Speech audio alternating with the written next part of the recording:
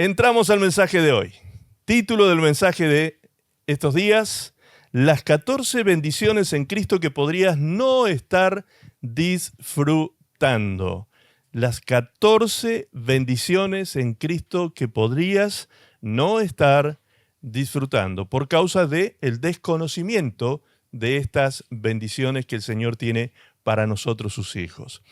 Hoy particularmente vamos a entrar en los versículos, a continuación de los que ya hemos visto, que van a hablar acerca de nosotros como personas aceptas o aceptados en Cristo Jesús, aceptos en el amado, por causa de haber sido redimidos por la sangre de Jesucristo y perdonados de nuestros pecados, ¿sí? Hasta aquí hemos visto que desde el versículo 1 hasta el 5 hemos visto cómo el Señor nos ha ido enseñando, mostrando, revelando en su palabra estos tremendos títulos, podríamos decir, que el Señor nos ha puesto a nosotros por ser hijos de Dios.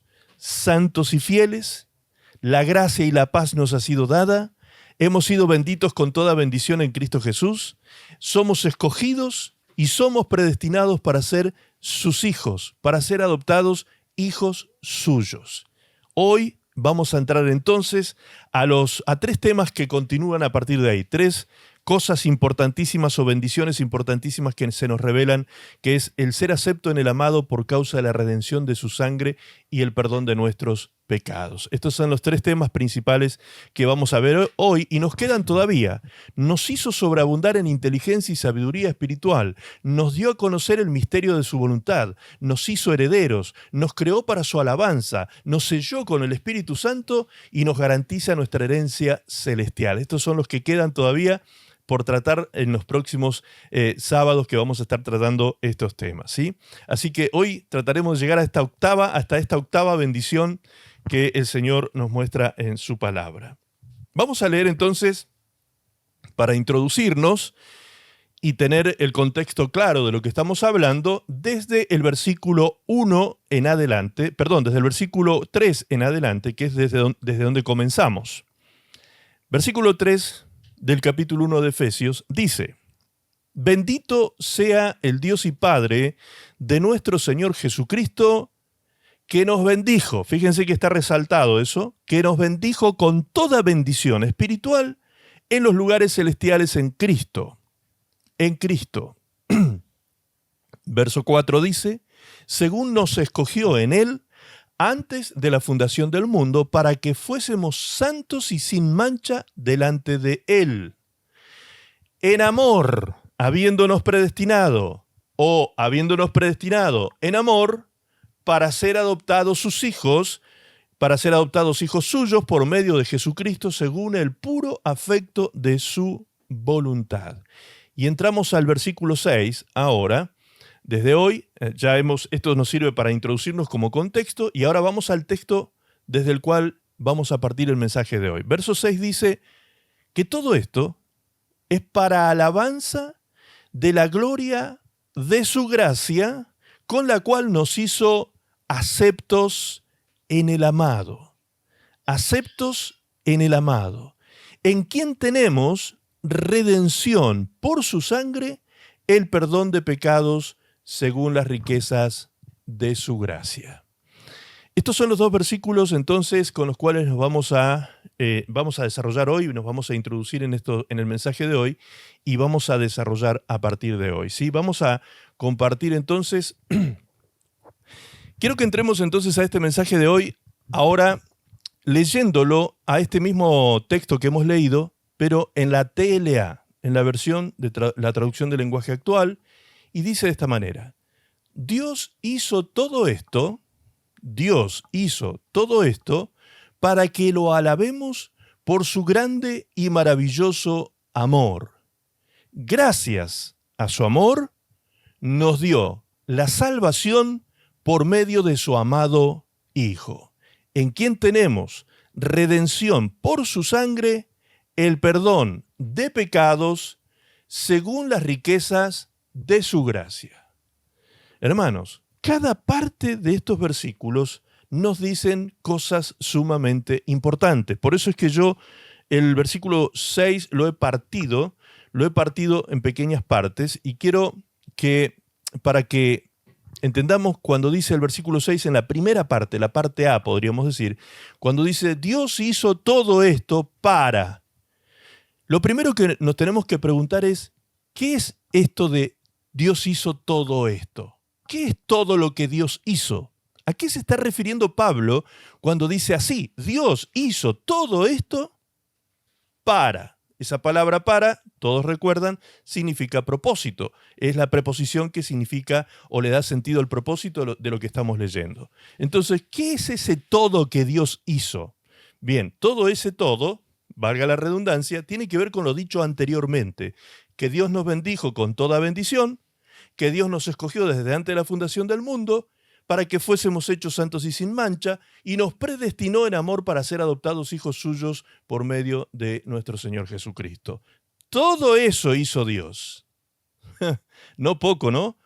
Todo eso hizo Dios. Nos bendijo con toda bendición espiritual en Cristo Jesús. Nos escogió, nos eligió, hemos aprendido sábados atrás, según el criterio de Dios llamado presciencia, este atributo divino que solo Él tiene, ese atributo intransferible que Él no lo ha transferido al hombre, solo Él tiene la capacidad de conocer el futuro y según esa capacidad, dice la palabra de Dios, Él nos escogió desde antes de la fundación del mundo y nos predestinó para ser hijos suyos, para ser adoptados hijos suyos, santos y sin mancha, no por nosotros mismos, porque por nosotros mismos jamás podríamos.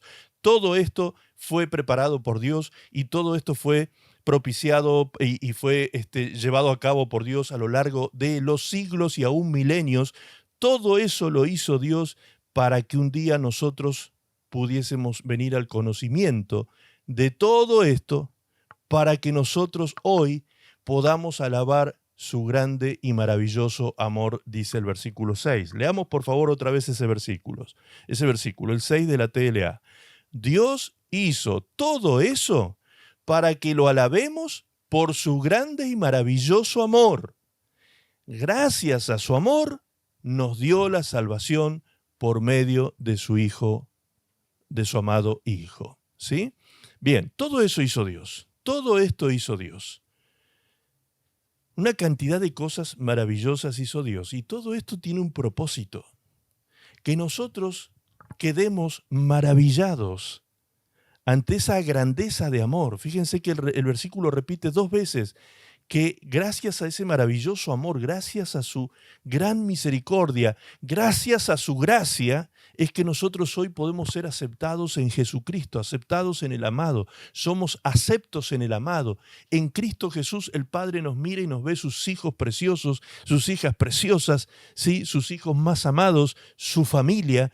Dios nos ve a nosotros y nos mira con un amor entrañable que sobrepasa todo entendimiento y que sobrepasa todos nuestros errores pasados, presentes y futuros. Pasados, presentes y futuros. Dios nos observa a través del velo de la sangre de Jesucristo y nos ve santos y sin mancha a través de esa sangre que nos limpió y nos limpia de todo pecado. Eso es algo maravilloso, que si aún todavía tú no lo entiendes, deberías entregarte a la reflexión y a la meditación en la palabra de Dios para poder comprender lo que significa este sacrificio tan enorme de nuestro Señor Jesucristo. Para que lo alabemos por su grande y maravilloso amor, dice el texto, para que lo exaltemos, para que le demos gloria, para que demos alabanzas a su nombre, para que alabemos la gloria de su gracia, dice el texto de Reina Valera, la gloria de su gracia o su gloriosa gracia que ha tenido para con nosotros, que siendo menos que un gusano rastrero, Dios ha tenido misericordia de nuestras vidas y ha venido Él a buscar lo que se había perdido, porque ni siquiera nosotros, haciendo un esfuerzo personal, podríamos habernos acercado a Dios de alguna manera. No podíamos ni acercarnos, no podíamos pagar el precio de nuestra salvación, no podíamos hacer nada para poder redimir nuestra alma y salvarnos de la condenación eterna.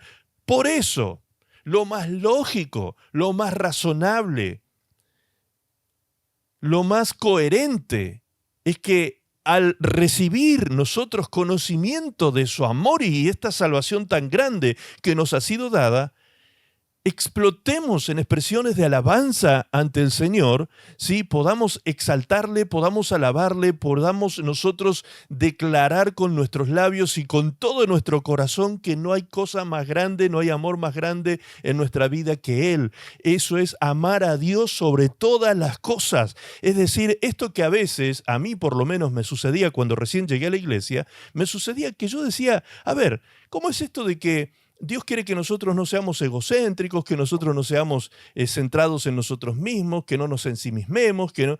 Y resulta que Él lo único que quiere es que nosotros estemos alabándolo a Él todo el tiempo. Y me parecía a mí un poco egocéntrico de parte de Dios eso. Claro, obviamente, Dios me habrá mirado en esos días de mi corto y nada de entendimiento y se habrá sonreído mirándome y habrá dicho, este gordito todavía no entiende nada, ¿sí? Este no tiene ni idea tiene de lo que está diciendo. Bueno, eso nos pasa cuando no tenemos revelación, cuando no tenemos conocimiento y no entendemos esto. Ahora, cuando vamos entrando en el conocimiento del amor, del sacrificio de Dios por nosotros, de lo que Él hizo para rescatarnos, para salvarnos, de pagar un precio impagable que nadie podía pagar por nosotros para salvar nuestra alma de la condenación eterna, todo comienza a tomar sentido y lo más coherente, como dije, lo más razonable, lo más inteligente, lo más sabio, lo más lógico es que demos alabanzas y gloria a nuestro Dios por ese gran amor que nos ha tenido a nosotros sin que nosotros merezcamos nada. Entonces, ¿por qué? ¿Por qué nosotros debemos alabar a Dios? En el mismo texto dice Pablo, gracias a su amor nos dio salvación por medio de su amado Hijo.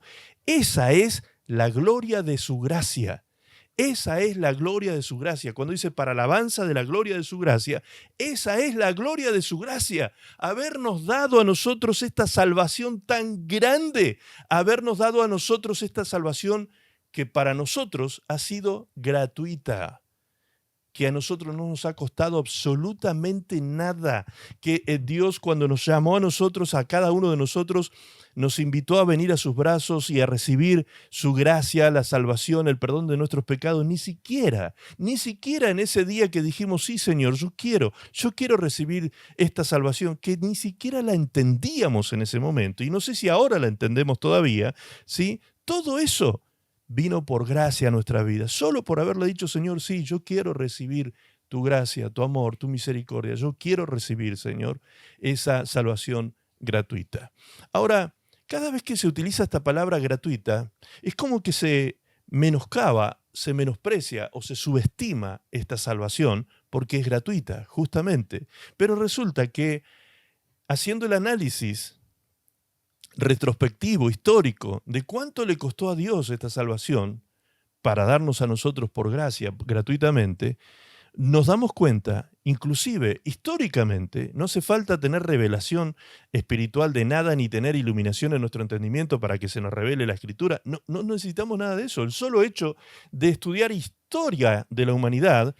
Cuando estudiamos historia de la humanidad, ustedes van a encontrar en todos los libros de historias que dice antes de Cristo, después de Cristo, antes de Cristo, después de Cristo. La historia se dividió en este personaje que para toda la humanidad significó un quiebre de un antes y un después, porque realmente comenzó una era nueva para toda la humanidad con Cristo en adelante. La era cristiana que comenzó con Cristo ha sido tan significativa que Cristo está presente en todos los estamentos, en todos los estratos sociales, en todas las legislaciones de todo el mundo, en todos los senados, en todos los gobiernos, en todos los principios del reino de Dios. Aquellos que han podido rescatar algo de eso se han beneficiado de ser bendecidos con esos principios.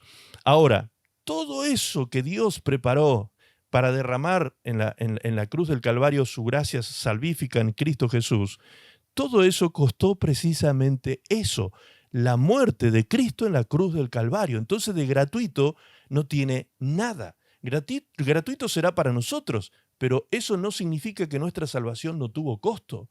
Claro que tuvo costo, y ni más ni menos que el costo de la vida de nuestro Señor Jesucristo. Ahora, la pregunta es, ¿y por qué?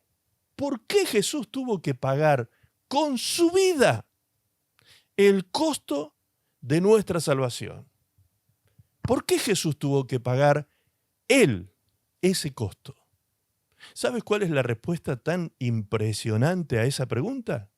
Que fue por causa del valor de tu alma.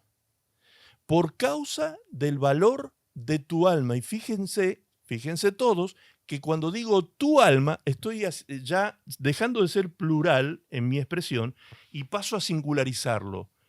Por tu alma, por el valor de tu alma.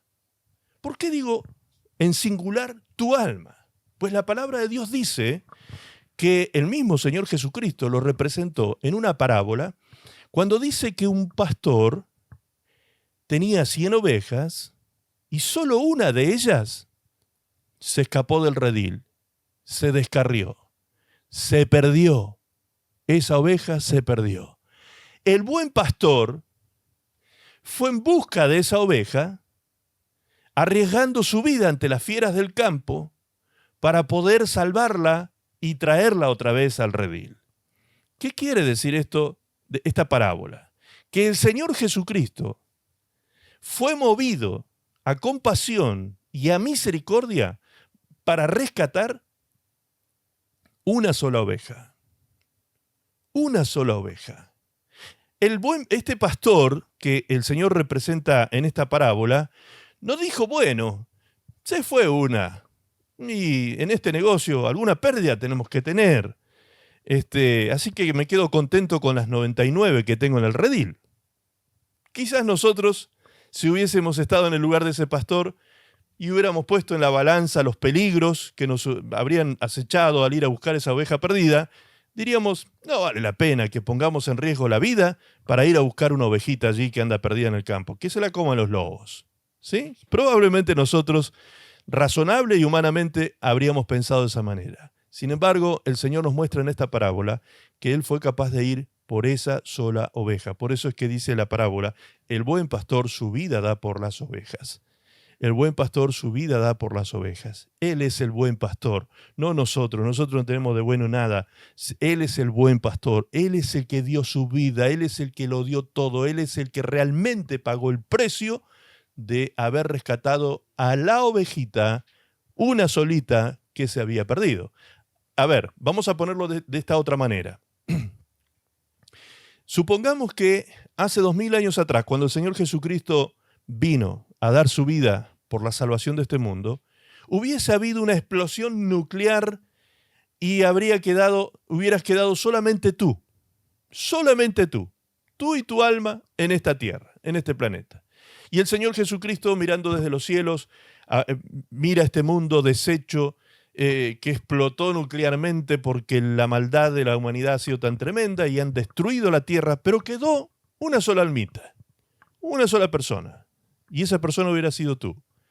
¿Tú qué crees que habría hecho el Señor de acuerdo a esa parábola?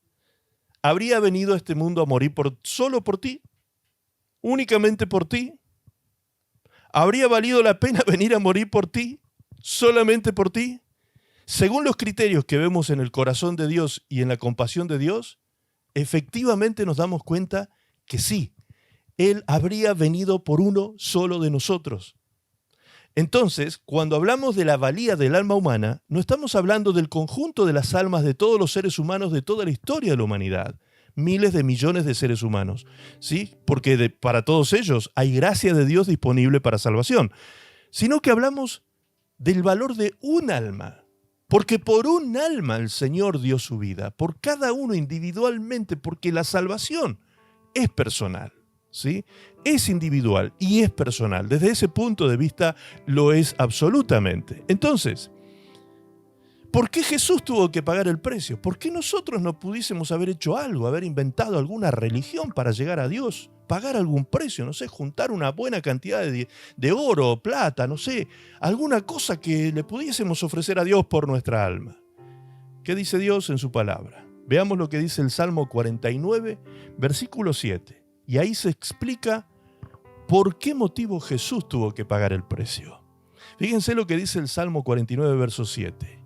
Ninguno de ellos podrá en manera alguna redimir al hermano ni dar a Dios su rescate.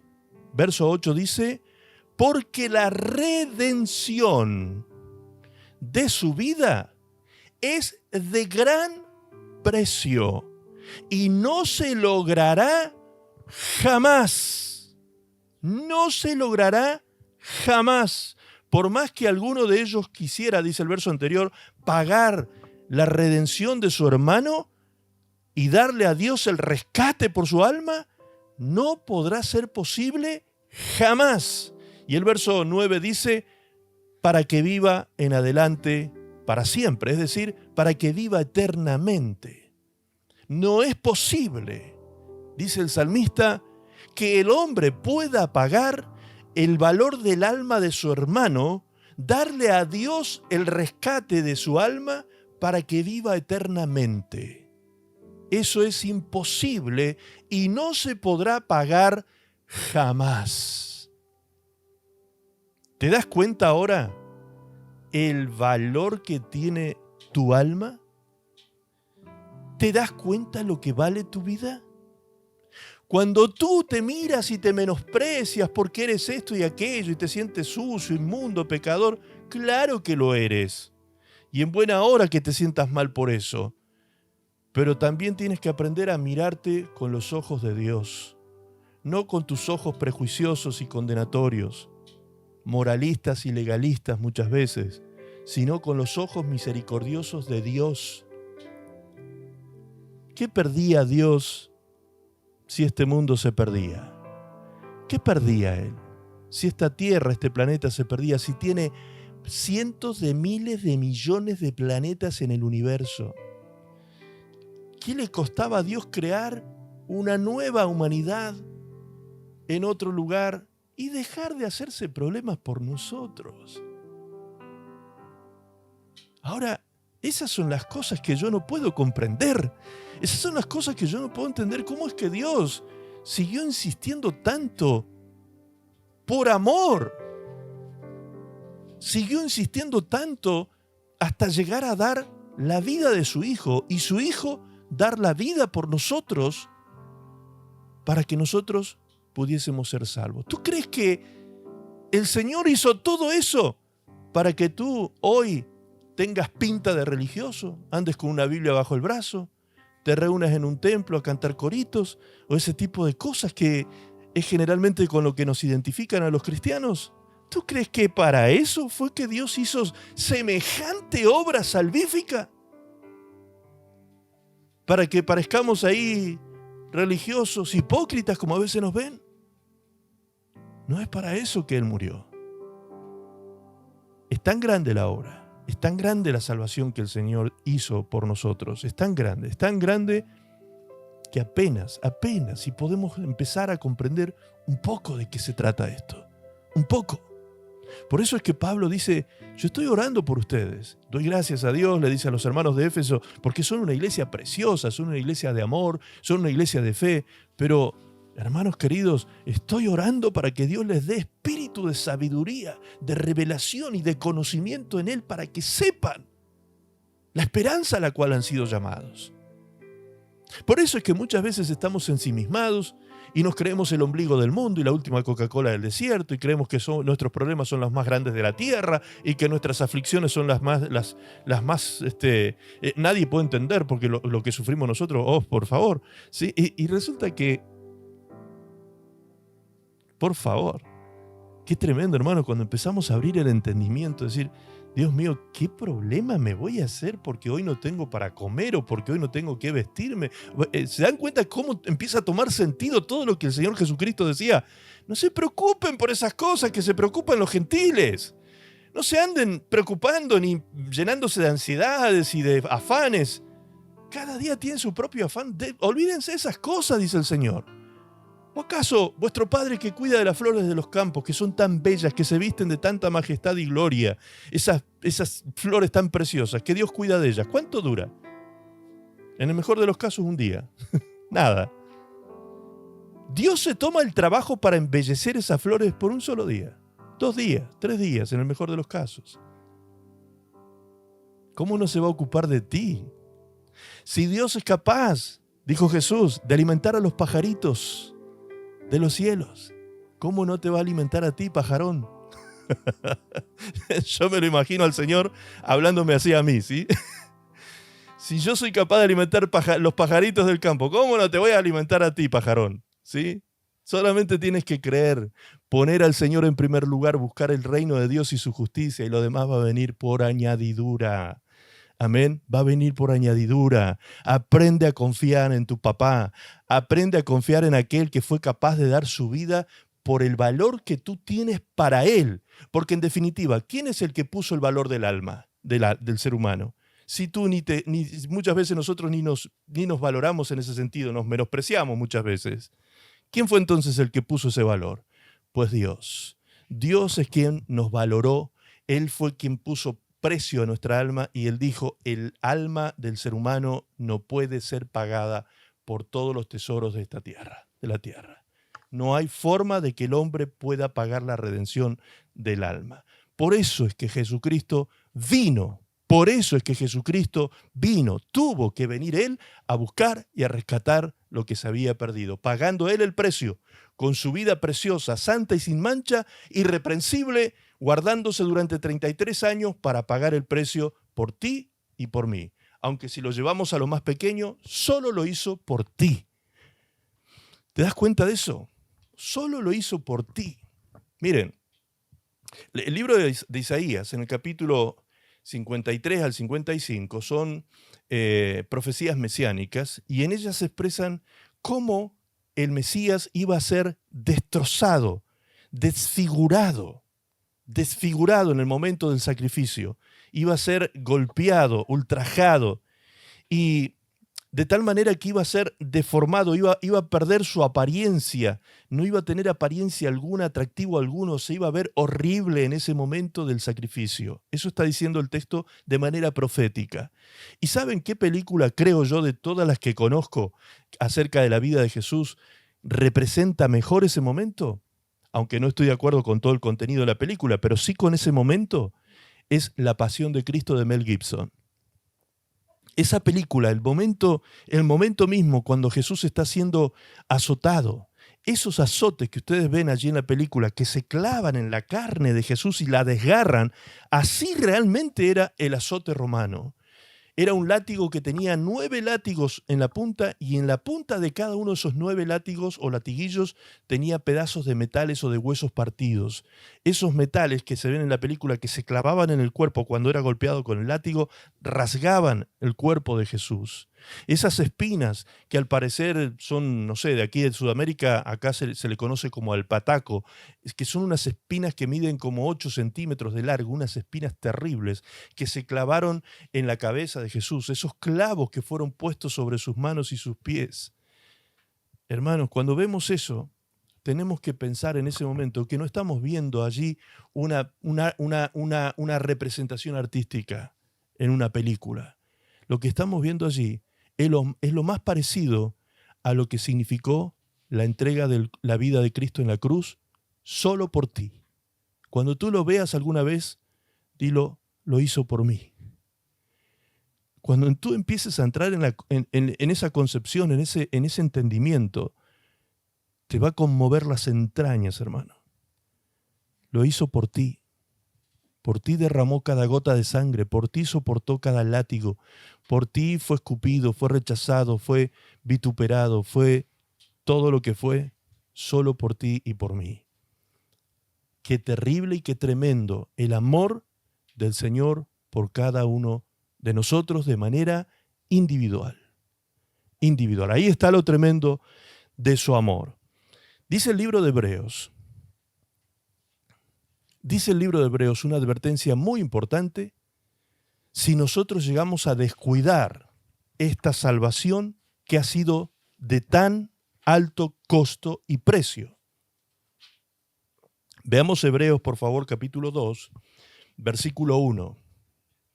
Allí dice, por tanto, es necesario que con más diligencia atendamos a las cosas que hemos oído, no sea que nos deslicemos. Porque si la palabra dicha por medio de los ángeles fue firme y toda transgresión y desobediencia recibió justa retribución, está hablando del antiguo pacto, ¿cómo escaparemos nosotros? Escuche, por favor, esta advertencia. ¿cómo escaparemos nosotros si descuidamos una salvación tan grande, la cual, habiendo sido anunciada primeramente por el Señor, nos fue confirmada por los que oyeron, testificando Dios juntamente con ellos, con señales y prodigios y diversos milagros y repartimiento del Espíritu Santo según su voluntad? Está hablando el autor de Hebreos a los creyentes hebreos que vivían en Roma. A cristianos le está hablando este autor, y a estos hijos de Dios del nuevo pacto les está diciendo: ustedes saben que en el antiguo pacto, bien saben ustedes, como bien buenos hebreos que son, saben que en el antiguo pacto ninguna desobediencia quedó sin su justa retribución, sin su castigo, ninguna. ¿Cuánto más les dice el autor de Hebreo a estos cristianos del pacto de la gracia? Les dice: ¿cuánto más? ¿Será que nosotros podremos escapar? ¿Escaparemos nosotros del juicio de Dios si descuidamos una salvación tan grande, si nos deslizamos hacia el pecado?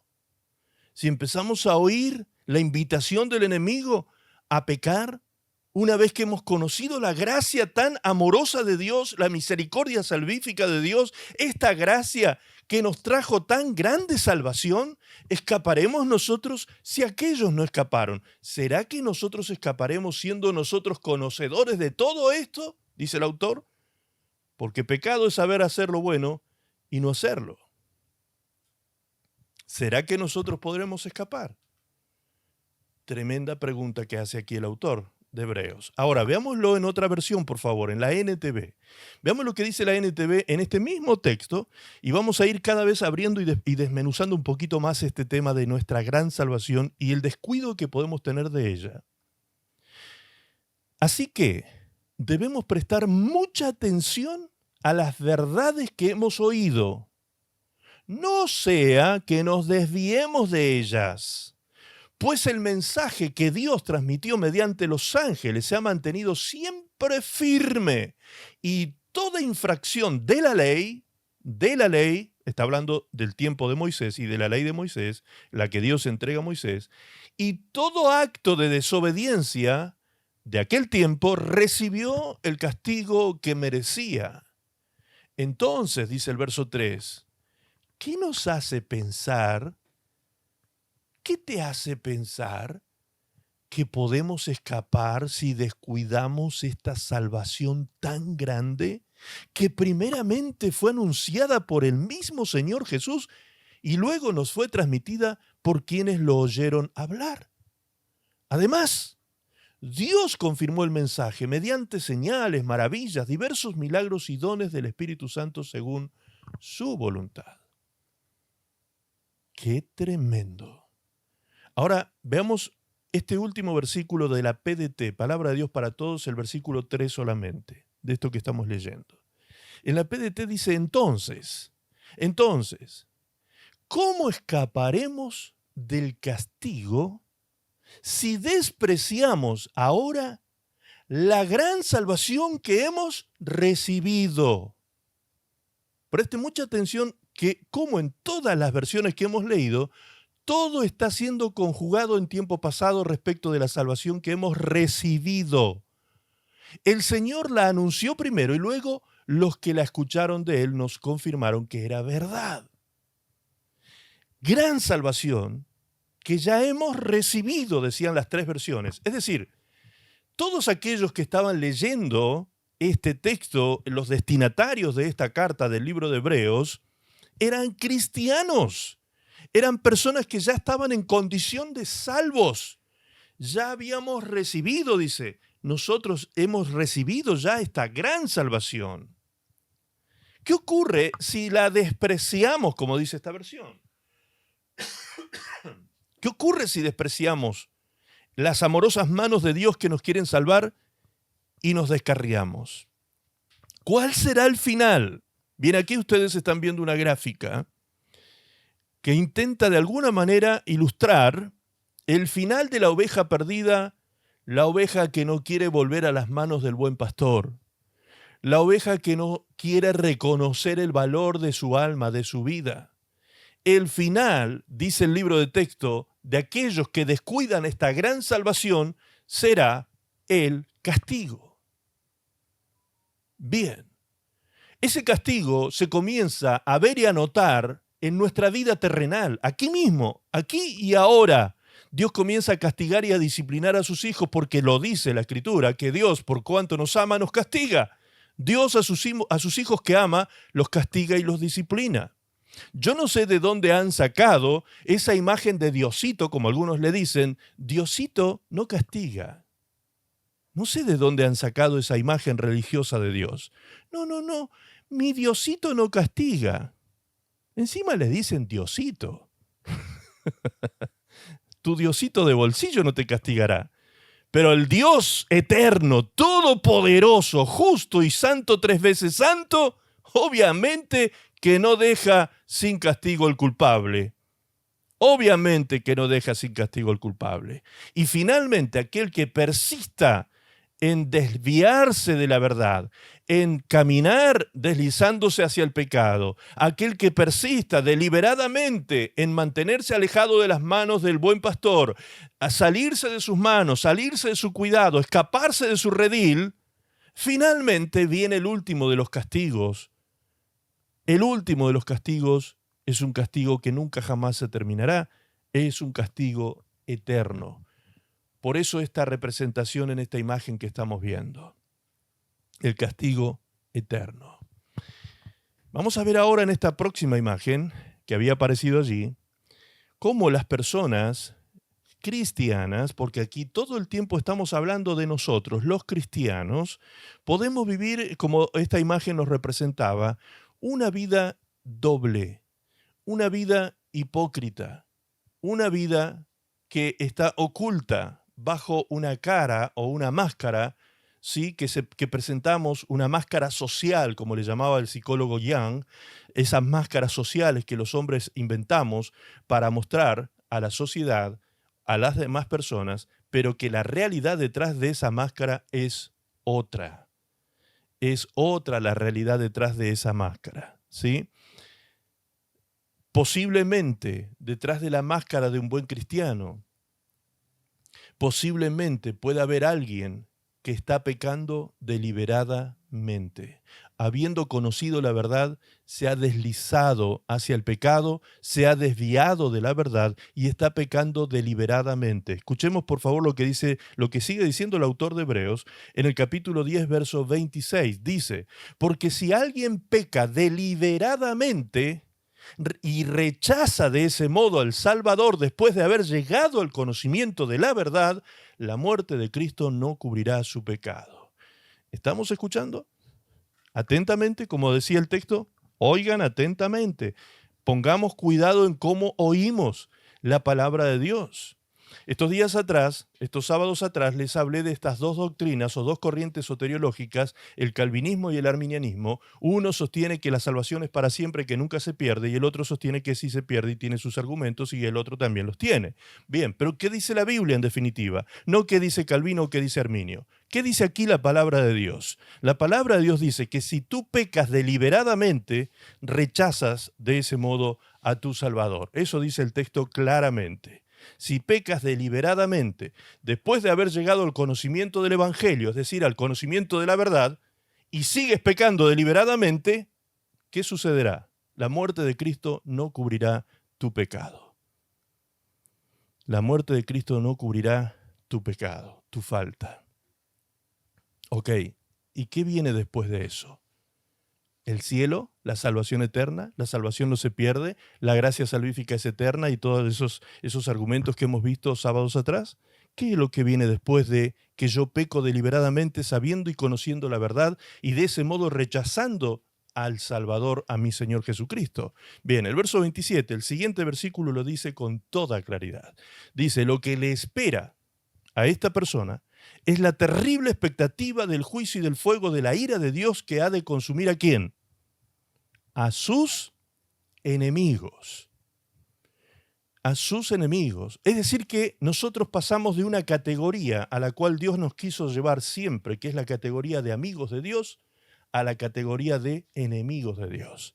¿Quiénes son los que se constituyen en enemigos de Dios? Pues la palabra dice, el mismo evangelista Juan, dice el apóstol Juan, que todo aquel que ame al mundo más que a Dios se constituye en enemigo de Dios.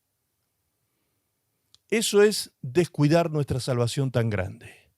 Eso es no prestar atención a cuando Dios nos está llamando a arrepentirnos y a buscar la santidad, a arrepentirnos de nuestros pecados, pasados, presentes y futuros.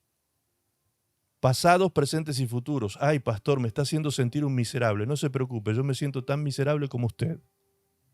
Yo me siento tan miserable como usted, porque todos somos pecadores. Y tenemos que reconocerlo todos los días para poder escapar de las garras de la concupiscencia, de la tentación, del pecado, de la iniquidad, de la transgresión a Dios. Y Dios está dispuesto a salvar nuestra vida perdida. Todo el tiempo Dios está dispuesto, todo el tiempo. Ahora, si yo descuido esta gran salvación, deslizándome, siendo liviano en mi concepción del Evangelio y de la verdad, ¿sí? Y me voy deslizando poco a poco, me voy entregando por aquí, por allá, algunas licencias me voy dando para ir pecando y bueno, no pasa nada. ¿Vieron que a veces es como los niños que prueban a los padres? Los niños van tirando de la soga a ver cuánto soporta mamá, a ver cuánto soporta papá. Y van ahí y van como probando, a ver, transgrediendo de a poquito, van corriendo la línea para conocer la paciencia de mamá y de papá. Nosotros a veces nos comportamos como niños, hermanos, en ese aspecto espiritual. Es como que decimos, bueno, a ver, ¿qué pasa si hacemos? Y no pasó nada. Yo pensé que se iba a abrir el cielo y me iba a partir un rayo.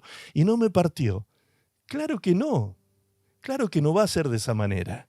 No va a ser de esa manera. El castigo eterno, como dice el texto de Hebreo que acabamos de leer, que Dios consumirá a sus enemigos, ese castigo, Dios mío, Dios nos libre de eso, de llegar a rechazar al Salvador, habiendo sido cristianos y conocedores de la verdad, que nos deslicemos y rechacemos a nuestro Salvador, porque lo que nos queda, dice el texto, es la expectativa, es decir, la seguridad de que el juicio de Dios, de la ira de Dios caerá sobre nosotros como caerá sobre todos sus enemigos y los consumirá. Esa es la segunda muerte, ese es el lago de fuego y azufre, ni siquiera es el infierno, porque el infierno, la muerte, el Hades, serán enviados al lago de fuego y azufre, dice el libro de Apocalipsis, donde serán enviados los enemigos de Dios, principalmente el primero que es Satanás el diablo. Fíjense lo que dice Apocalipsis, para que vayamos entendiendo esto. Apocalipsis 20:10. Apocalipsis 20:10 dice, y el diablo que los engañaba fue lanzado en el lago de fuego y azufre donde estaban la bestia y el falso profeta, y serán atormentados día y noche por los siglos de los siglos. Ese es el enemigo de Dios, número uno, y ese es el castigo de Dios eterno para aquel que se ha constituido en diablo. La palabra diablo, como está expresada aquí, fíjense que no está escrita con mayúscula, como cuando se escribe Satanás. Se escribe con minúscula diablo. ¿Por qué? Porque en realidad es un calificativo, es una cualidad. Diablo traducido al español es traidor. Traidor.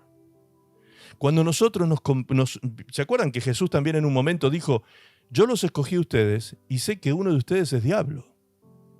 Sé que uno de ustedes es diablo. ¿Se acuerdan cuando Jesús dijo eso? Bien, ¿de qué estaba hablando Jesús? De que uno de ellos iba a ser el traidor. Uno de ellos era el que lo iba a traicionar. Judas Iscariot.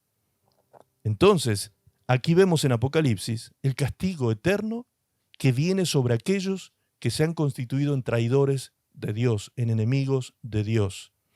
Vemos el castigo para este que es la cabeza, Satanás el diablo, la cabeza de todo mal. Pero fíjense lo que sigue diciendo Apocalipsis en el versículo 14. Hemos leído el 10, saltamos al 14 y dice, y la muerte y el Hades fueron lanzados al lago de fuego, o sea, al mismo lugar donde había sido lanzado Satanás el diablo. El falso profeta, la bestia, todos fueron lanzados al lago de fuego. Esta es la muerte segunda. Esa es la muerte segunda, la condenación eterna, el castigo eterno. Pero además del diablo, el falso profeta, la bestia, el Hades y la muerte, alguien más será lanzado al lago de fuego y azufre. Verso 15 dice, y el que no se halló inscrito en el libro de la vida fue lanzado al lago de fuego. El que no está inscrito en el libro de la vida del Cordero de Dios. Bueno, en este punto es donde aquellos que creen que la salvación no se pierde, que en realidad la salvación no se pierde, si lo queremos ver técnicamente, literalmente, en realidad la salvación se rechaza cuando rechazamos al Salvador pecando deliberadamente, ¿sí? ¿Vamos entendiendo esos conceptos? Es decir, Dios no te quita la salvación, tú la rechazas. Nosotros la rechazamos cuando rechazamos al Salvador y nos entregamos al pecado pecando deliberadamente, ¿ok? Bien, ¿qué dice aquí? Que aquellos que no estaban inscritos en el libro de la vida también fueron lanzados al lago de fuego y azufre. Alguien dirá en este punto, bueno, pero nosotros los hijos de Dios ya estamos inscritos en el libro de la vida, así que no tenemos por qué hacernos problema. Porque si no, esto que está diciendo Apocalipsis implica entonces que si un cristiano descuida su salvación rechazando al Salvador, pecando deliberadamente, como decíamos, entonces debería ser borrado del libro de la vida. ¿Puede suceder eso? ¿Puede suceder que Dios nos borre del libro de la vida? Porque si pudiera suceder eso, pues efectivamente perderíamos la salvación. ¿Sí o no? Bien, veamos lo que dice Apocalipsis, por favor, en el capítulo 3. Apocalipsis, capítulo 3, verso 5. Un mensaje a la iglesia. Mensaje a la iglesia cristiana. Entre los 7 mensajes enviados a las 7 iglesias en Apocalipsis está este mensaje, ¿sí? Que ustedes lo pueden leer allí en el capítulo 3, pueden leer el mensaje completo inclusive, donde el Señor Jesucristo llama al arrepentimiento a la iglesia de Sardis y le está diciendo que busque su rostro y su misericordia una vez más, porque Él tiene nombre de que vive, pero está muerto. Está muerto. Dice, tú tienes nombre de que vives. Iglesia, tienes nombre de que vives, pero estás muerto. Cuidado, porque todavía queda algo de vida, un hálito de esperanza todavía queda en ti, así que arrepiéntete pronto antes de que todo termine de morir. ¿Y qué podría pasar, iglesia de Sardis, si todo termina de morir? ¿Qué dice aquí? Después de que termina de decirle estas palabras, el Señor le dice a la iglesia, le dice, el que venciere será vestido de vestiduras blancas. El que corra legítimamente esta carrera y venciere será vestido de vestiduras blancas. ¿Y qué le dice Dios a la iglesia? Y no borraré su nombre del libro de la vida. Y confesaré su nombre delante de mi Padre y delante de los ángeles. El que tiene oído, escuche lo que dice el texto bíblico, el que tiene oído, oiga lo que el Espíritu Santo, escrito con mayúsculas, siempre lo repito, el Espíritu Santo dice, ¿a quién? ¿A la gente del mundo? ¿A los gentiles? ¿A los paganos? ¿A los ateos? No, lo que le dice a la iglesia. Esta es una advertencia abierta a su iglesia, dice el Señor. A ti, iglesia de Sardis, si tú no te arrepientes, entiende que te estás muriendo, te queda poco, todavía tienes algo allí y ahí quedan algunos pocos que todavía están guardando la santidad, pero te estás muriendo. Si no te arrepientes, ¿qué dice el texto? Tu nombre será borrado del libro de la vida. ¿Qué dice el texto que leímos en Apocalipsis? Que los que no se hallaron inscritos en ese libro serían lanzados al lago de fuego y azufre, que arde para siempre. Entonces, amados, mucha gente dice, ay, no, es que Dios nos ama tanto que Él hasta... ¿Saben qué creen algunas personas? Algunos ilusos dicen, Dios es tan bueno que hasta el diablo se va a salvar, ni al diablo Dios va a castigar. Hay personas que piensan eso, aunque les parezca increíble. Hay personas que piensan que Dios es tan misericordioso que ni el diablo va a ser condenado. Ahora, si Dios nos revela en su palabra el plan completo de salvación y condenación, todo el plan está revelado en su palabra, vemos claramente aquí que quien no se guarda en santidad no verá al Señor. No te hagas ilusiones, la palabra de Dios lo dice claramente, también en el libro de Hebreos dice, sin santidad nadie verá al Señor. ¡Wow! Qué fuerte, ¿no?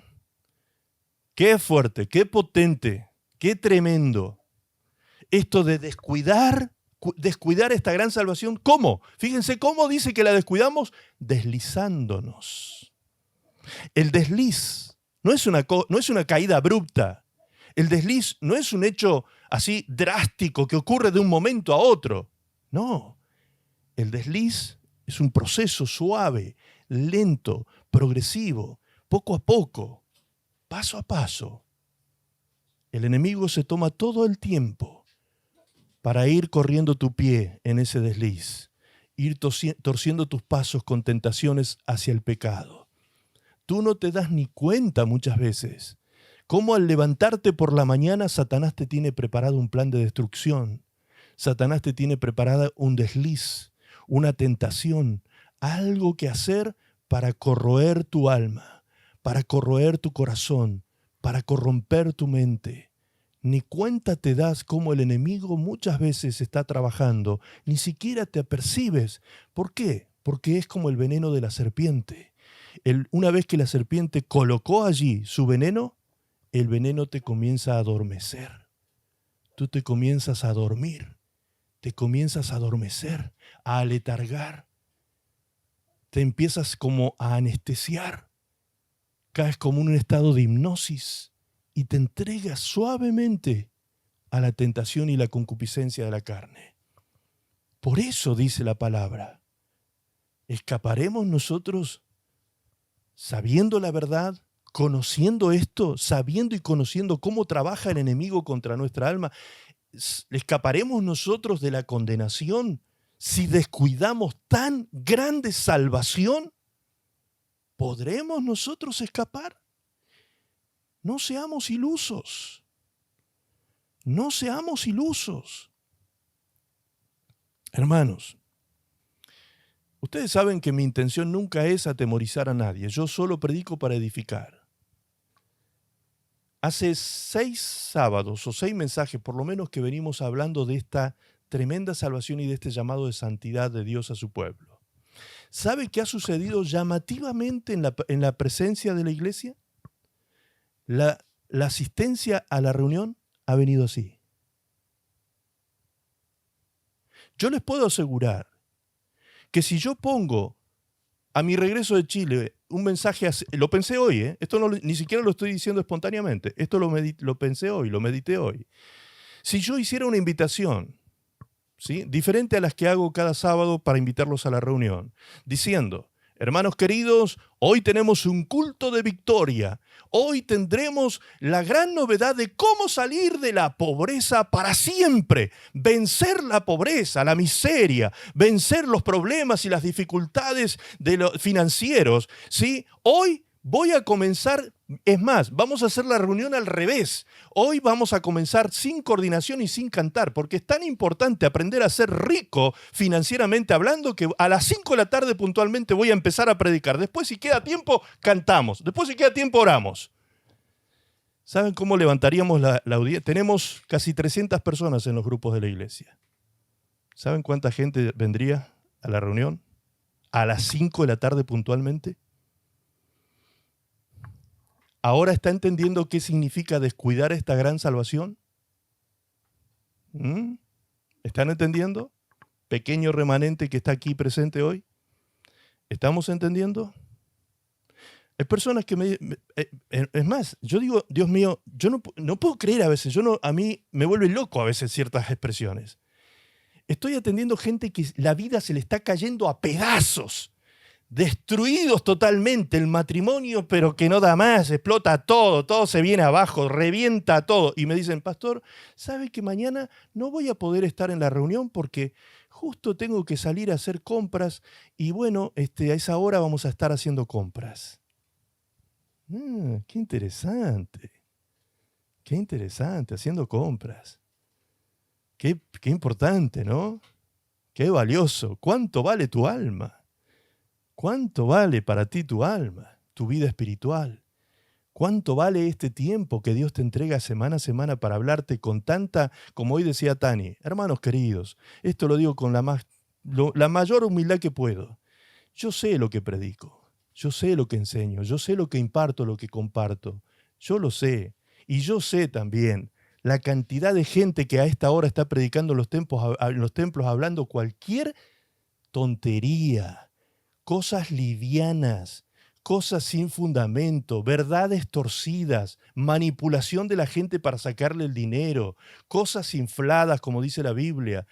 Yo lo sé, hermanos queridos, pero esos lugares están llenos de gente, lleno de gente, lleno de gente. El otro día subí un post que fue bastante polémico ahí en el Facebook, ¿sí? Que algunos hasta se enojaban por lo que yo dije ahí, y dije, más vale una pequeña iglesia en estado de arrepentimiento que un gran iglesirco, ¿sí? Ahí de mucho espectáculo, música, luces y mucho entretenimiento, y un gran iglesirco en entretenimiento. Y abajo dije quién era el destinatario de ese post. Dije, buen siervo y fiel, sigue adelante predicando. Iba dirigido a aquellas personas que se desalientan muchas veces, predicadores de la palabra de Dios, y que se desalientan cuando ven que las multitudes se van detrás de aquellos truchos, falsos predicadores, falsos maestros, falsos profetas, que les prometen el oro y el moro, ¿sí? Y no los llaman a vivir una vida en santidad. No los llaman a eso, ¿sí? Y muchas veces esos siervos, esos siervitos de Dios, porque somos tan insignificantes en realidad, esos siervitos de Dios se desalientan, entran en depresión, pierden las fuerzas, y se preguntan muchas veces, pero ¿no será que estoy equivocado predicando esto? ¿No será que tendré que predicar prosperidad y milagros y sanidades y esto y aquello? Se está tentando el siervito para cambiar el mensaje, para adulterar el mensaje.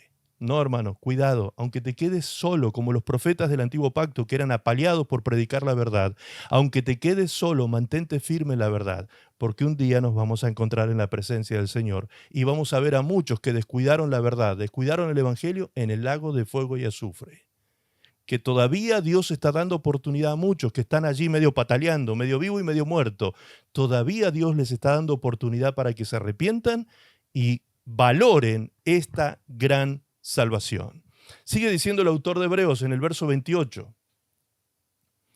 Dice, cuando alguien que ha violado la ley de Moisés es acusado por 2 o más testigos, se le condena a muerte sin remisión. O sea, no hay vuelta atrás. No hay forma de que pueda pagar su redención. Y el verso 29 dice, pues, ¿cuánto más duro no será el castigo de quien pisotea al Hijo de Dios y tiene por despreciable la sangre del pacto que lo santificó? Otra vez, tiempo pasado, santificó. Aquí no está hablando de gente del mundo que pisotea a Cristo. No, está hablando de cristianos que ya fueron santificados por la sangre del pacto y han ultrajado al Espíritu Santo que trae consigo la gracia de Dios. ¿Cuánto más duro no será el castigo, dice, de quien pisotea al Hijo de Dios? ¿Qué hace esta persona? Pisotea al Hijo de Dios, tiene por despreciable la sangre del pacto que lo santificó, o sea, ya había sido santificado, ya había sido limpiado por la sangre del Cordero de Dios, ya era un hijo de Dios, pero se dedicó a ultrajar al Espíritu Santo, que era quien traía el favor y la misericordia de Dios a su vida. Leámoslo por favor en la TLA, que es más terrible todavía. La traducción del lenguaje actual dice, imagínense entonces el terrible castigo que recibirán los que desprecian al Hijo de Dios y los que dicen que su muerte no sirve para nada. Los que hacen eso insultan al Espíritu de Dios que los ama y menosprecian la muerte de Cristo, es decir, el nuevo pacto por medio del cual Dios les perdona sus pecados. Enumeremos lo que dice la TLA. Número 1, desprecian al Hijo de Dios. Cristianos, Repito, estamos hablando de cristianos. que desprecian al Hijo de Dios, que dicen que su muerte no sirve para nada. Los que hacen eso insultan al Espíritu de Dios y menosprecian la muerte de Cristo, es decir, el nuevo pacto.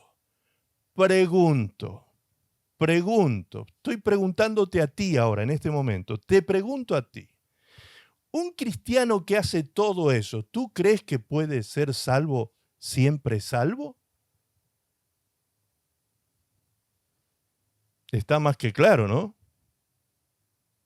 Un hijo de Dios que habiendo conocido la verdad, que ya gustó la salvación de Cristo, que recibió la revelación de la buena palabra de Dios, que ha participado del Espíritu Santo en su vida, lo ultrajó al Espíritu Santo, insultó al Espíritu de Dios y llegó a decir que la muerte de Cristo no sirve para nada. Para nada. Lo que hemos visto ya en el libro de Salmo, tu salvación, tu alma tiene un precio impagable. No hay oro, ni tesoros, ni riquezas de esta tierra que podamos ofrecer por el valor de nuestra alma a Dios. Y sin embargo, Cristo vino a morir por cada uno de nosotros individualmente. Llegar a decir que eso no sirve para nada. Dios mío. Esa persona puede estar creyendo que, bueno, como la salvación es eterna, ¿sí? Mal interpretado el texto que dice eso. No, porque la Biblia dice la salvación es eterna, así que ya una vez que Dios me salvó nomás, ya está, para siempre. Así que ahora puedo hacer la de Kiko y Caco, que no pasa nada. Dale, seguí así. Después me cuentas cómo te va al final. Hermanos, no erremos.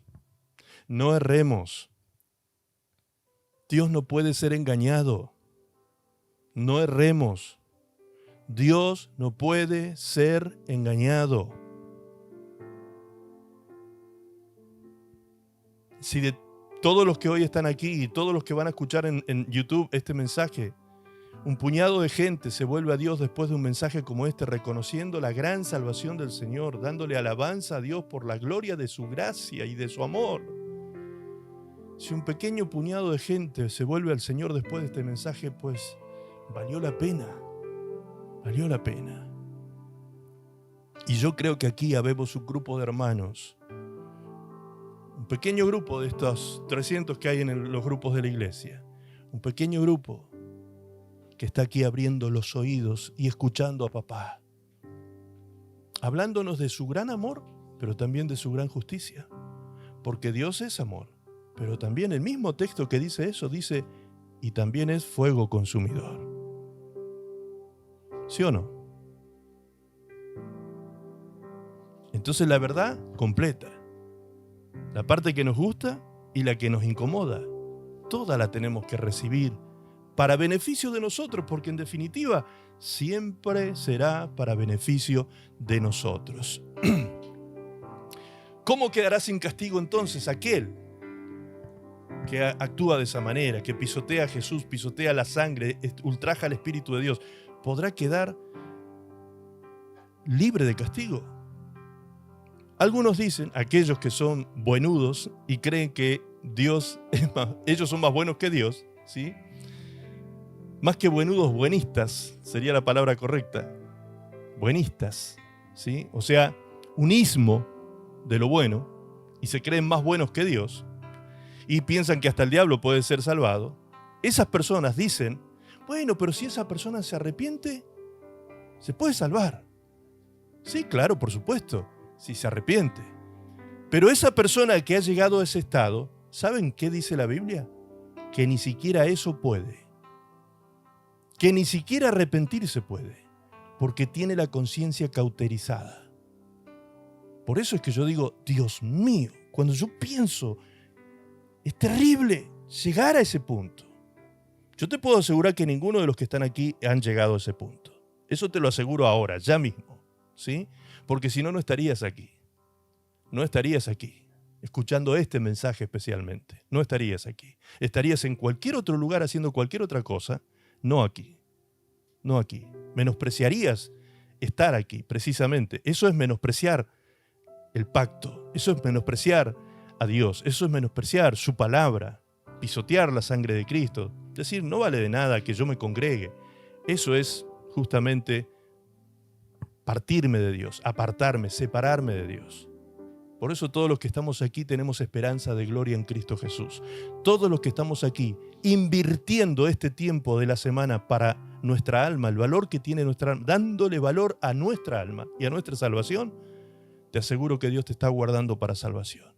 Tendrás pecados, tendrás problemas que solucionar, tendrás errores en tu vida, tendrás debilidades, tendrás defectos, tendrás mil cosas. Pero estás en el camino.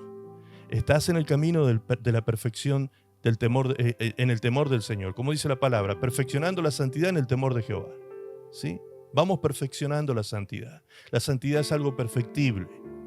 Por eso también se los digo siempre, tómenselo con paciencia, con misericordia. Ténganse ustedes mismos misericordia. Ténganse piedad. Esperen en Dios las fuerzas para vencer las tentaciones, el pecado, la maldad. Porque no es fácil. No es fácil.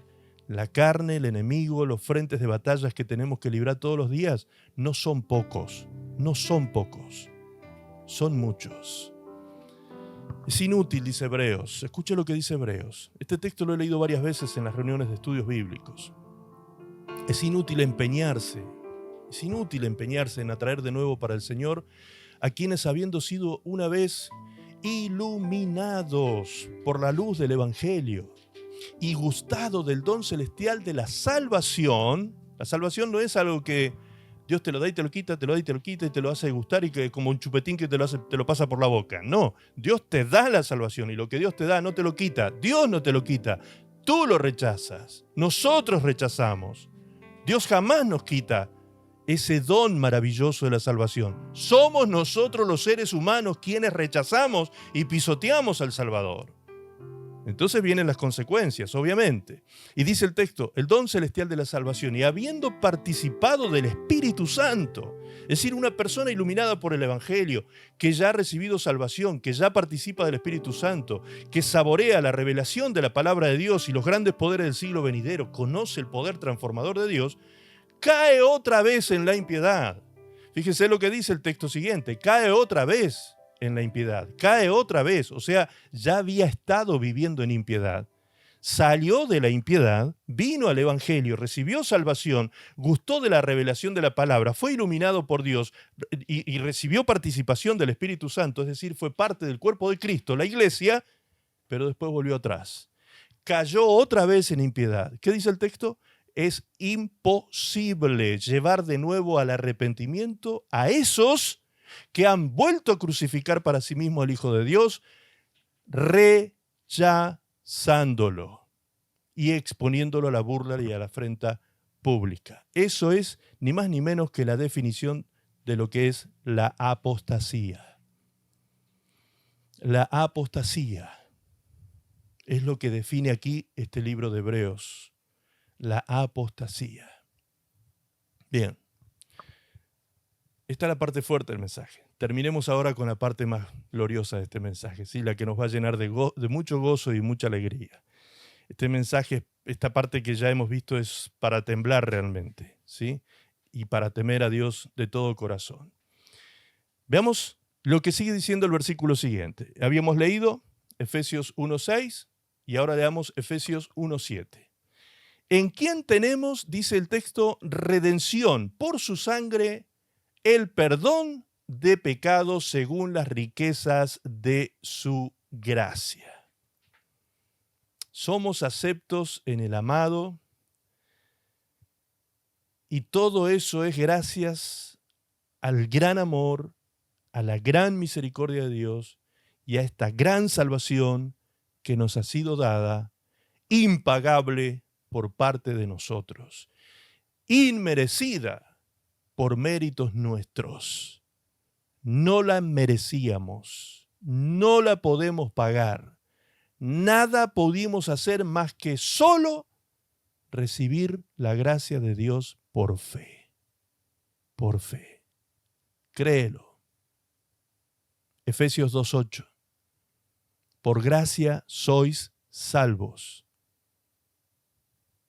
por gracia sois salvos, no por obras, para que nadie se gloríe, sino por medio de la fe. Entonces, ¿cómo no amar a nuestro papá, que un día nos vio encarcelados en el pecado, que un día nos vio esclavizados en el pecado y la muerte y condenación? ¿Cómo no alabar a Dios? ¿Cómo no abrir nuestras bocas con alabanza, llenar nuestra boca de alabanza y darle gloria y gracia a nuestro Dios? Por eso el texto de Efesios decía, para alabanza de la gloria de su gracia. ¿Para qué hizo todo esto Dios? Para alabanza de la gloria de su gracia.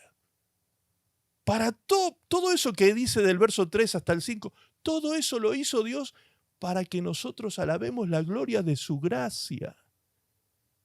Eso es maravilloso. Yo sé que intento explicártelo de una manera y de otra cada sábado, que tú trates de dimensionar aún lo poco que yo puedo dimensionar, pero sé que sobrepasa nuestro entendimiento, el mío, el tuyo, el nuestro en conjunto, sobrepasa todo nuestro entendimiento. El amor y la misericordia de Dios es tan grande, es tan maravillosa. Este mismo versículo en la NTV, leamos lo que dice, por favor. Dice, Dios es tan rico. Dios es tan rico en gracia, tan rico en bondad, que compró nuestra libertad. Él compró nuestra libertad con la sangre de su Hijo y perdonó nuestros pecados. Es tan rica la gracia de Dios, la bondad de Dios. Dios es tan rico en su gracia que compró tu libertad. Tú estabas preso, tú estabas esclavizado y era tan fea tu esclavitud y tu prisión que ni siquiera eras capaz de percibirla, porque dice la palabra que también estabas ciego y muerto en tus delitos y pecados. O sea, ¿qué podías hacer tú por ti mismo? Nada. Sin embargo, la riqueza de la gracia y la bondad de Dios te miraron a ti cuando estabas en este estado. Preso, esclavo, deprimido, entregado a la muerte para siempre. Pero el Señor vino a rescatarnos. Terminemos reflexionando en este mensaje de lo que dice Pablo sobre el pecado y quién era nuestro dueño antes de venir a Cristo. Dice Pablo en el libro de Romanos capítulo 7, verso 14, porque sabemos que la ley es espiritual, es decir, la ley de Dios es buena. Mas yo, dice Pablo, yo soy carnal, vendido al pecado. Vendido al pecado. Porque lo que hago no lo entiendo, pues no hago lo que quiero, sino lo que aborrezco, eso hago. El verso 16 dice, y si lo que no quiero, esto hago, apruebo que la ley de Dios es buena, de manera que ya no soy yo quien lo hace, sino el pecado que mora en mí. Y yo sé que en mí, esto es en mi carne, no mora el bien. Porque el querer el bien está en mí, no en la carne, sino en mi espíritu, está en mí el hacer el bien, pero no el hacerlo. Porque no hago el bien que quiero, dice el verso 19, sino el mal que no quiero, eso hago. ¿Por qué? Pablo dice, hago el mal que no quiero, porque estoy vendido al pecado. Es decir, hay alguien que está adueñado de mí. Estoy vendido al pecado, el pecado se adueñó de mí. Por eso es que yo hago, dice Pablo, lo que aborrezco, lo que no quiero hacer. Eso es lo que termino haciendo. Verso 9, porque no hago lo que quiero, el bien que quiero, sino el mal que no quiero. Eso hago. ¿Por qué? Porque estoy vendido al pecado. El pecado me domina. Bien. ¿Ese es el fin de un cristiano? Pues no. Pablo, después que describe todo este estado del hombre, vendido al pecado, Pablo aquí comienza a mostrar la grandeza de la salvación que nos fue dada por esa gloriosa gracia de Dios, por la cual Él se merece, Dios se merece toda alabanza de parte de nosotros, quienes por su gran amor, por su gran misericordia, fuimos predestinados para ser adoptados hijos suyos.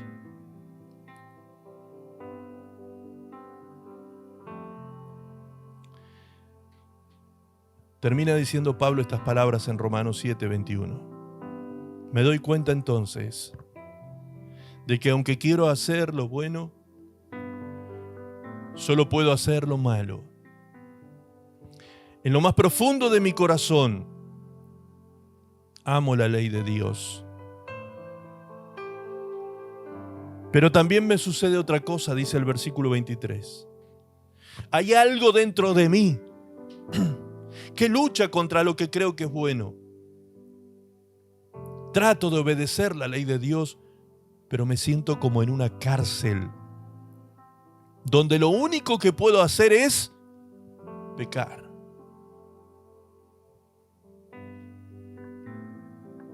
Esa es la terrible realidad de nosotros los seres humanos. Y termina diciendo Pablo, sinceramente deseo obedecer la ley de Dios, pero no puedo dejar de pecar porque mi cuerpo es débil para obedecerla. Pobre de mí, dice Pablo, miserable de mí. ¿Quién me librará de este cuerpo que me hace pecar y me separa de Dios? Ahora lea con mucha atención esas palabras resaltadas que dice Pablo. Le doy gracias a Dios porque sé que Jesucristo me ha librado. Aleluya. Aleluya. Aleluya. Aleluya. ¿Cómo no darle alabanzas al Señor? ¿Cómo no darle gloria al Señor? ¿Cómo no reconocer su amor y su misericordia? Y las oportunidades de arrepentimiento que nos da minuto a minuto. Ahora mismo Dios nos está dando oportunidad de arrepentimiento y nos está invitando a venir al trono de su gracia y dice, hijos, vengan confiadamente, acérquense al trono de la gracia, del oportuno socorro, porque estoy aquí para abrazarlos, para fortalecerlos, para ayudarlos moralmente, sacarlos adelante, librarlos de esas cadenas, de esos vicios, de esas ataduras, de esos pecados que quieren herirte, lastimarte y llevarte a la muerte eterna. No te deslices. Si tienes oídos para oír, oye, iglesia querida y amada, dice el Señor. ¿Todavía tienes esperanza? Vuélvete a mí en arrepentimiento, dice el Señor. Porque yo te doy victoria sobre el pecado, dice el Señor. Doy gracias a Dios, dice Pablo, porque sé que Jesucristo me ha librado. Cristo me ha librado. Y quiero terminar con esta reflexión final. Todo este mensaje no despierta en nosotros más que acción de gracias y alabanzas al Señor. En un momento del mensaje apareció una imagen de una congregación levantando las manos al cielo y cantando al Señor. Lamentablemente, esa imagen es a lo cual se ha reducido la alabanza en la iglesia. Muchos creen que decir demos alabanzas al Señor es reunirnos a cantar canciones. Eso es parte de la alabanza. Eso es una parte de lo que es alabar al Señor. Pero ante este mensaje y este entendimiento que Dios nos está desbordando hoy, Dios está desbordando sobre nosotros su sabiduría, el conocimiento de su plan, esto que Dios nos está dando tan grandioso de poder comprender estos versículos que hablan de estas tremendas bendiciones que Dios nos ha dado a nosotros sus hijos, que nos ha aceptado en su amado Hijo, nos debe llevar a nosotros a llenar nuestra boca de alabanza, pero no de una alabanza flacucha, debilucha y medio avergonzada, sino de la alabanza más suprema, más grandiosa que podamos darle a nuestro Dios? ¿Te has preguntado cuál es esa alabanza más grande, la mejor alabanza de todas, la alabanza más suprema? ¿Es cantar canciones bonitas? ¿Solo eso será? Pues no. Ese ha sido el error de la iglesia de estos últimos 30 años, más o menos. No de la iglesia de hace 40, 50 años, cuando salíamos a las calles a predicar el evangelio, cuando confrontábamos a los pecadores y le hablábamos también del amor del Señor y de su pecado. No, la iglesia de hace 30 años a la fecha perdió el rumbo, hermanos queridos. ¿En qué sentido? En que todo se redujo a la alabanza y la adoración encerrado entre cuatro paredes con gente levantando las manos y cantando a Dios. Esa no es la suprema alabanza. Eso es obviamente hermoso vivirlo en congregaciones, precioso, y hay que hacerlo. No estoy ni despreciando ni menoscabando eso, no. Eso es una parte, pero la pregunta que yo me hago, Señor, ante tanto amor, ante tan grande salvación, tú me dices que todo eso lo hiciste para alabanza de la gloria de tu gracia gloriosa. Pues entonces, Señor, ¿cuál es la manera en que yo te puedo alabar lo más grandioso que yo pueda hacer que a ti te agrade como alabanza? Y aquí está la respuesta, como siempre, en su palabra. Hebreos capítulo 13, verso 15. Dice la palabra de Dios: así que ofrezcamos siempre a Dios, por medio de Él, sacrificio de alabanza, fruto de labios que confiesan su nombre. Esa es la mejor de todas las alabanzas que tú le puedes dar al Señor. Ahora, ¿te queda claro qué significa eso? ¿Te queda claro qué es ofrecerle siempre a Dios sacrificio de alabanza, frutos de labios que confiesan su nombre? ¿Tú crees que eso es cantar canciones bonitas? Pues fíjate cómo lo dice la versión Castilian.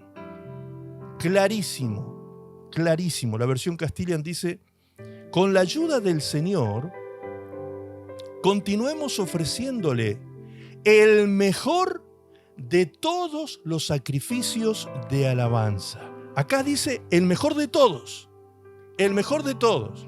¿Cuál es el mejor de todos los sacrificios de alabanza? Que consiste en anunciar a otros la gloria del nombre de Jesús. A ver si podemos encuadrar bien el texto, si es posible, ahí en el zócalo. Que se pueda ver bien clarito, por favor, si es posible. ¿En qué consiste el mejor de todos los sacrificios de alabanza? ¿En qué consiste? Consiste en anunciar a otros la gloria del nombre de Jesús. Ahí está el conocimiento de qué es la mejor alabanza que Dios espera de nosotros. Que hablemos de la gloria de su nombre a otros. No hay alabanza más suprema ni mejor sacrificio de alabanza que eso.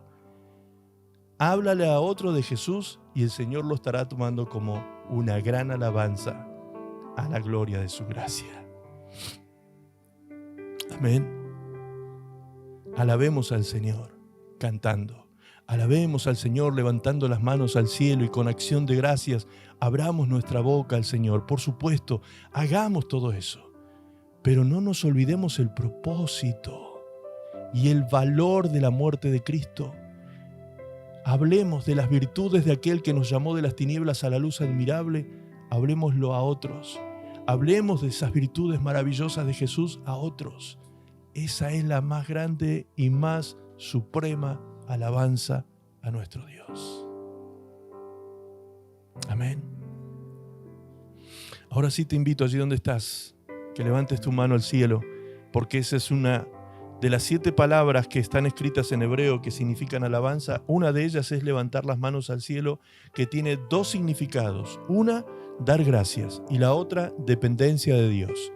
Eso significa levantar las manos al cielo. Padre, te doy gracias y Padre, declaro que dependo de ti de aquí en más.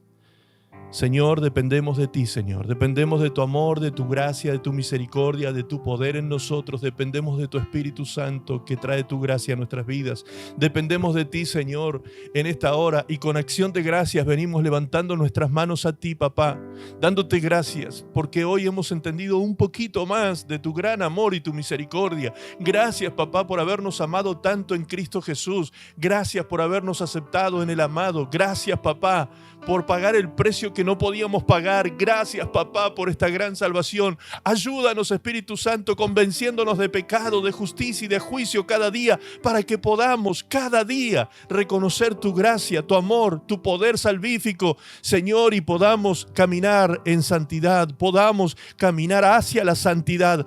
Gracias, Espíritu Santo. Gracias, Espíritu Santo. Gracias, Espíritu Santo, por tu grandeza.